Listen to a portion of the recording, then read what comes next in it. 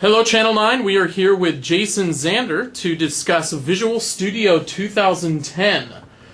Jason, why don't you go ahead and introduce yourself? I'm Jason Zander. I'm the General Manager for the Visual Studio team, and basically run the team that does the core IDE, in addition to all the languages, C# and Visual Basic, F#, Iron, Ruby, Python, etc., and things like that. In addition to the C++, all of our tooling for Office, mobile, and basically a bunch of stuff we do in Visual Studio. Great. Well, Visual Studio 2010, why don't we just go ahead and dive into it? Let's talk about some of the key pillars that are going into Visual Studio 2010. Yeah, we're doing several different things with Visual Studio 2010. The first thing that we're looking at is really introducing a bunch of brand new application lifecycle management tools.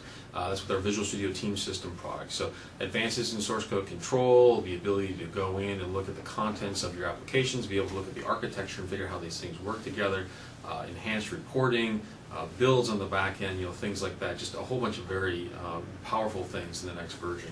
And we've got material out there that Brian Harry has actually put together, and I think there's some excellent overviews of that. The next thing that we've been doing is really looking at enabling new emerging trends that are coming. So one of the things you'll hear us talk about both at PDC as well as TechEd is the kind of convergence around doing a lot of work in the cloud. So the ability to write software, program against services, and actually build code like that. And when you think about that kind of environment, you really want to make sure that you can use the tools that you're really used to, right? So Visual Studio. So as you can expect, we've made it possible for you to just basically do like file a new project, go create a new application. This application will run in the cloud. The really cool thing about that is you're using regular Visual Studio, you're using the .NET framework, you can use the language that you're used to, C#, Visual Basic, take your pick. And you can do file new project, edit the thing out, hit F5, deploy to the cloud, all those sorts of things just work. So very cool. If you're familiar with .NET and you're familiar with Visual Studio, it'll feel incredibly easy for you to go do that. Fantastic. Now, after that, we're doing a few different things. We are, in addition to that, doing a bunch of work for the next generation of platforms. In particular there, we're working very closely with the Windows team on Windows 7, which will also have some major announcements that are showing at the PDC. We're going to do things like enhance MFC. We've been making a bunch of enhancements with MFC itself, so folks have been programming in that environment.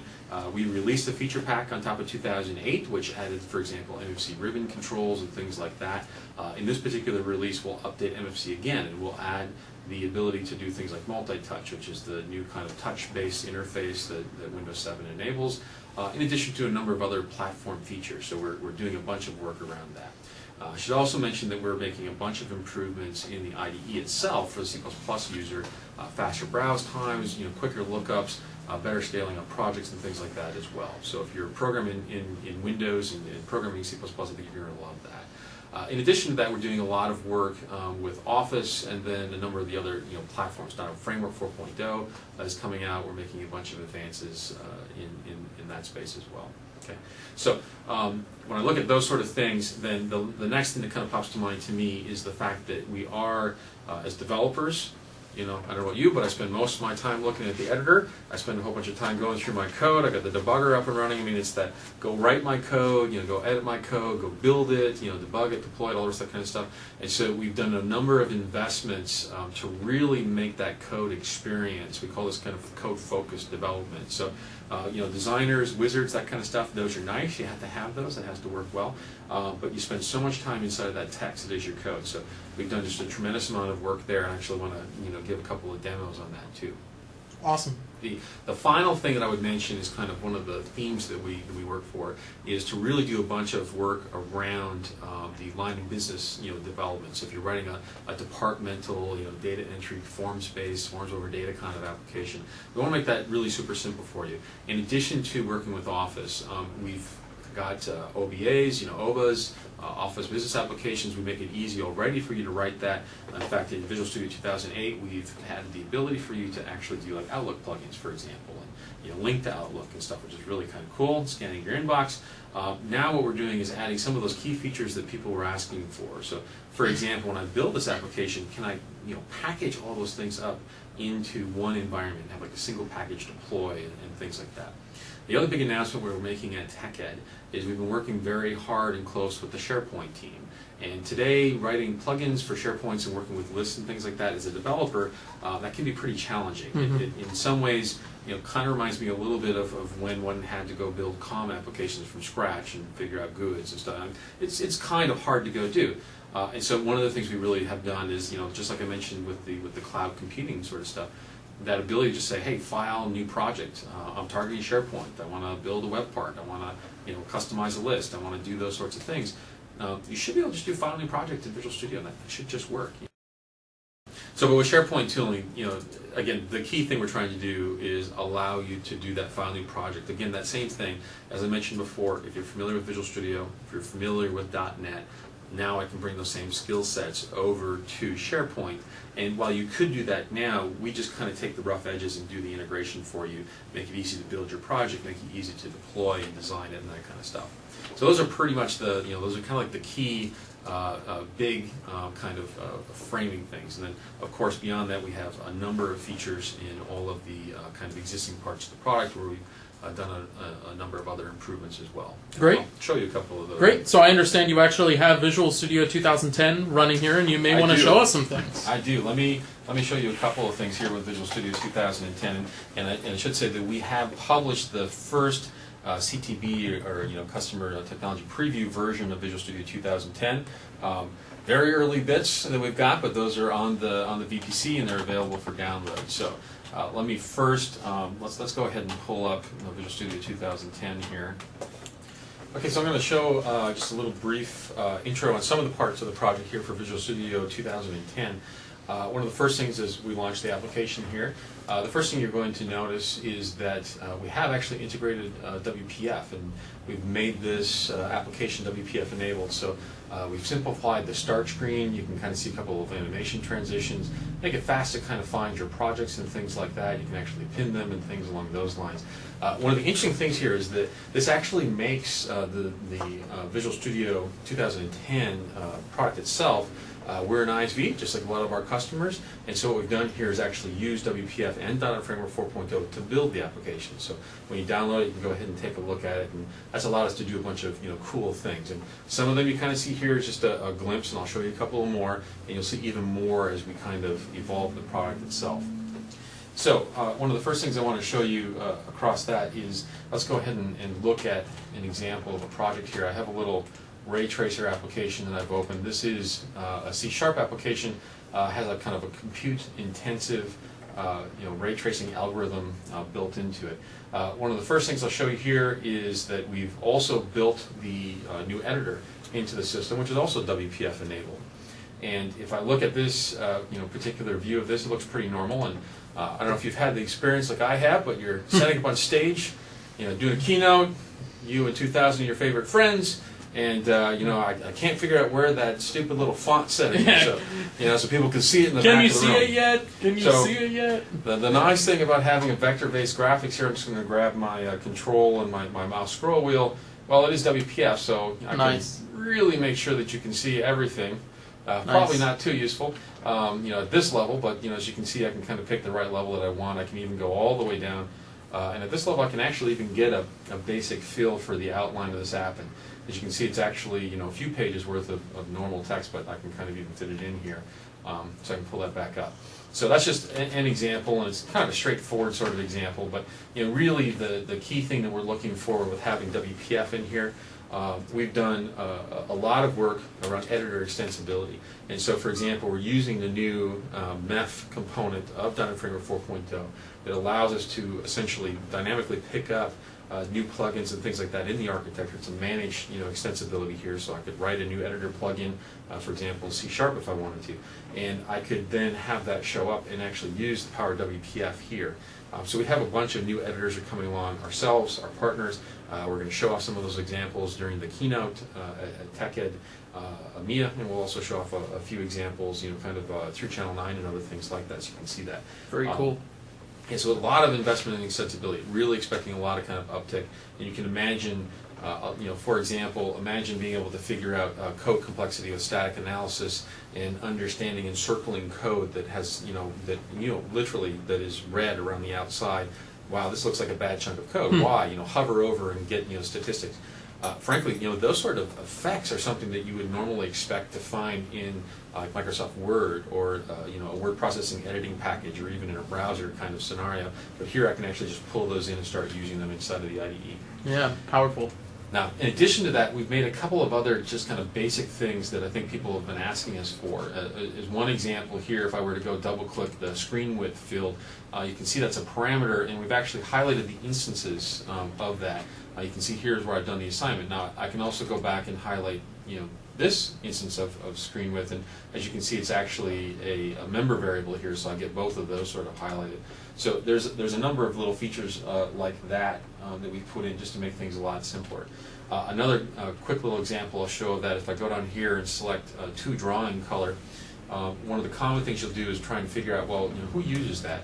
And if I right click on it, I can go to view call hierarchy. And as you can see here, let me delete that so you can kind of see it, kind of pop up from scratch here. But very quickly, view call hierarchy, boom, it is that fast. And I can go down here and say who is calling it, who am I called from, kind of draw that out. And as you go through here, you can actually see that on this side, we're showing you the actual instances of who's doing what. Nice. With that. Okay? Nice. So lots of little interesting little features like that.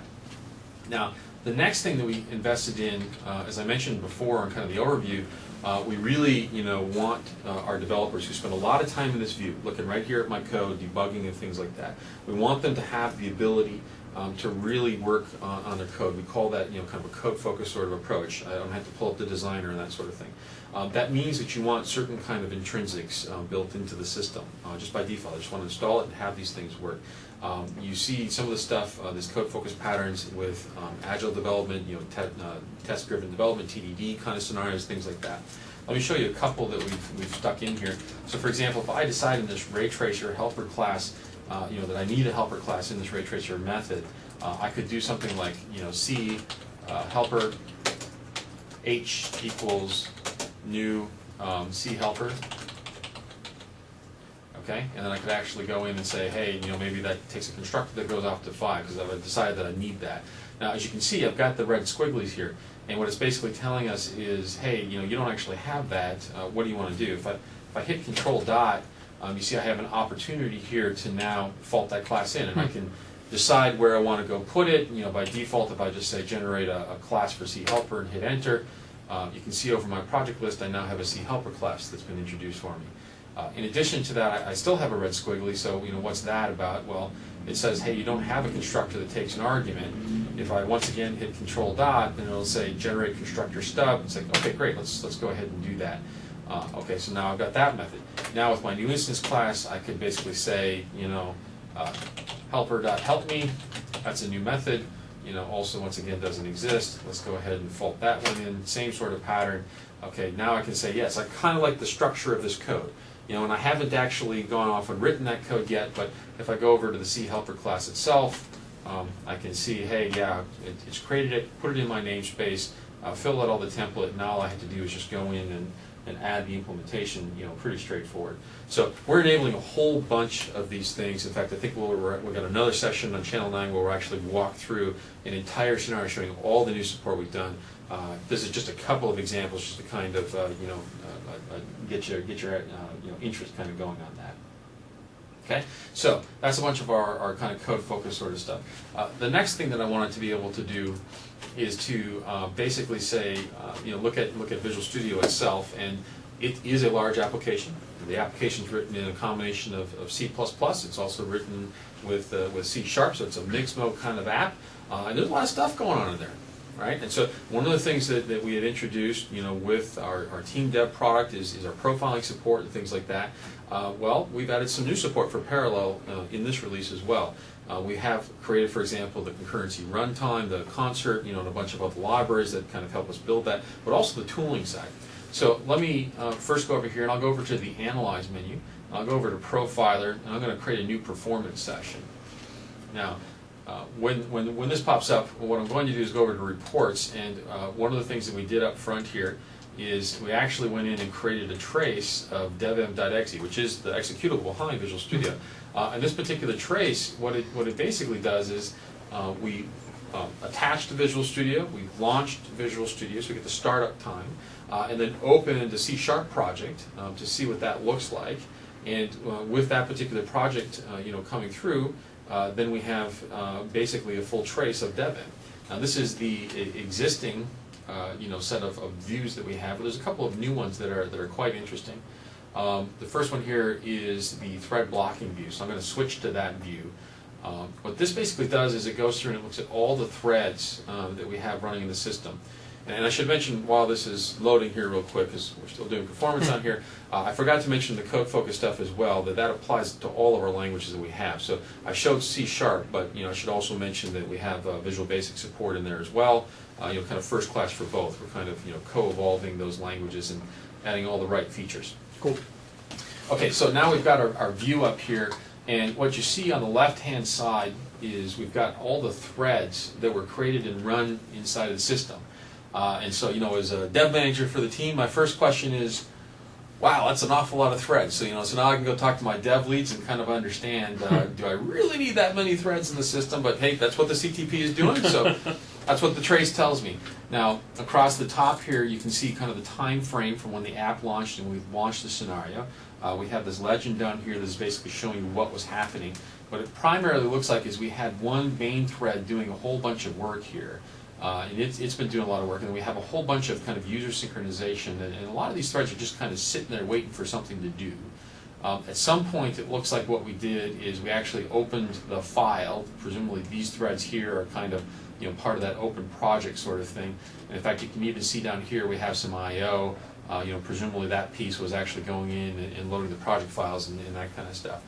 Now, because we're using WPF for our view here, I can also scroll in on the time frame and kind of look at the contents, and kind of see a closer view. That's actually quite interesting when you get into, looks like there's some work happening on this thread. I can actually keep going way, way, way down here and say, wow, okay, looks like this thread, once in a while it kind of wakes up and does a little bit of work and then kind of goes back into blocking mode. So that might be something to kind of look at. But as you can see, this is a really powerful view, on your data, and to see what's kind of happening and where you have throughput.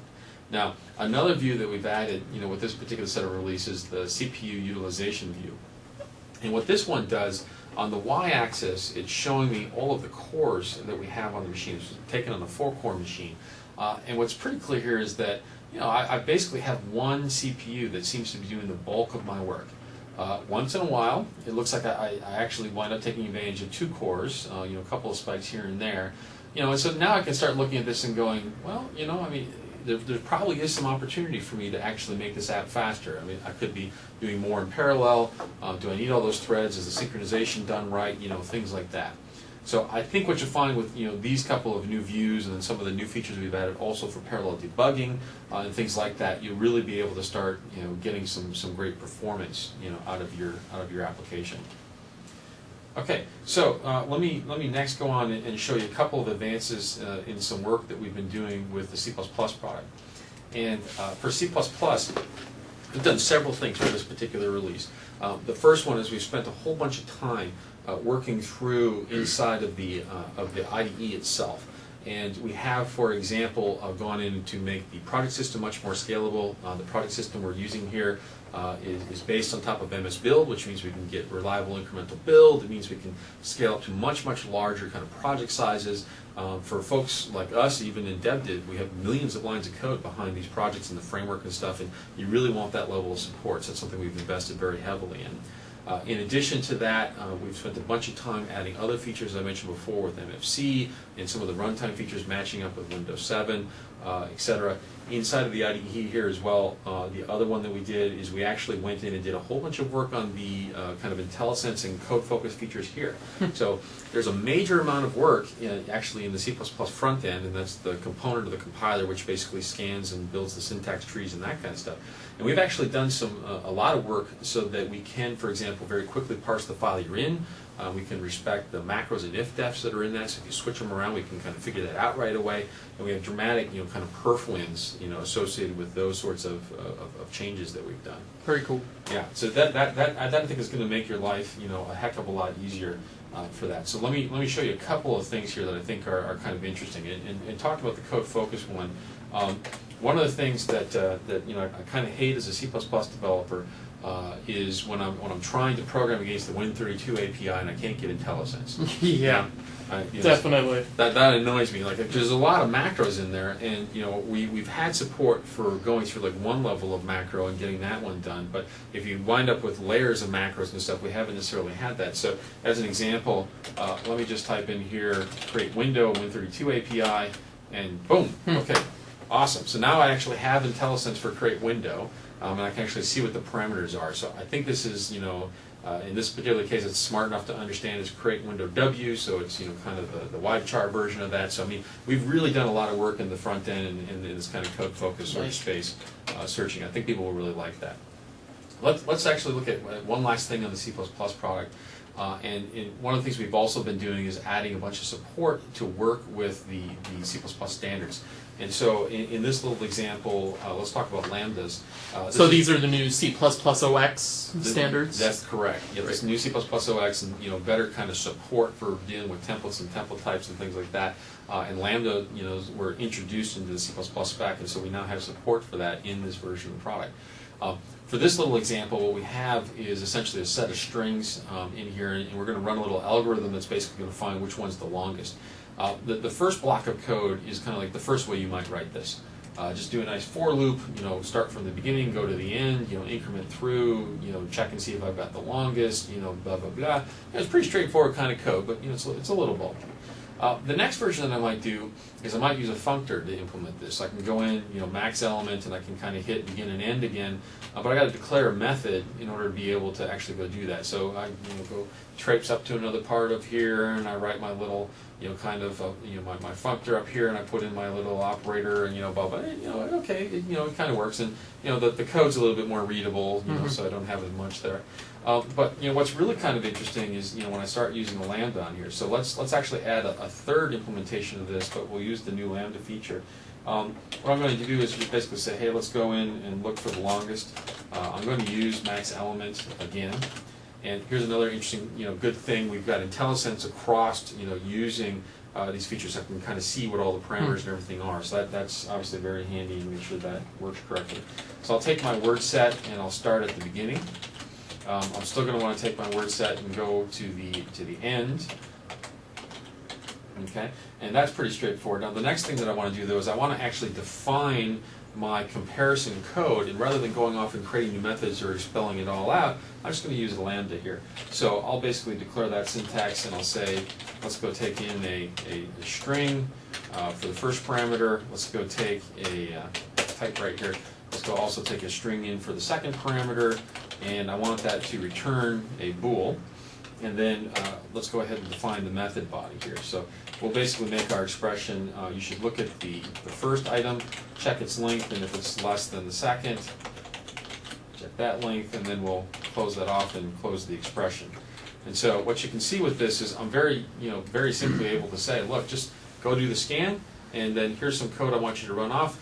Now the front end, the back end, they can do a good job of kind of getting this into the system. They can inline it, make my performance work well. It's all nice, compact, and readable. And so I think as you look through, all the languages out there, being able to do this kind of, like a functional style of programming, but in an imperative language, I think is really cool. So when you look at across all of these, there's a bunch of cool stuff in here. If you're an unmanaged C++ or C++ programmer, I think you're really going to like this.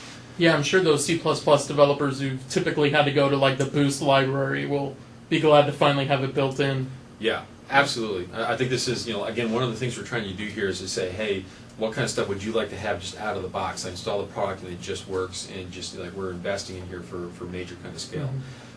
So that's a brief kind of tour, and to be honest, I didn't even cover everything that we've been doing in Dev 10. I had a lot of fun last week. I sat down with the team. I actually reserved the conference room for the whole day. Had everybody kind of come in and just show me everything across the entire product, which was just awesome. It was 8 hours of demo straight and playing around with the bits, which was a ton of fun.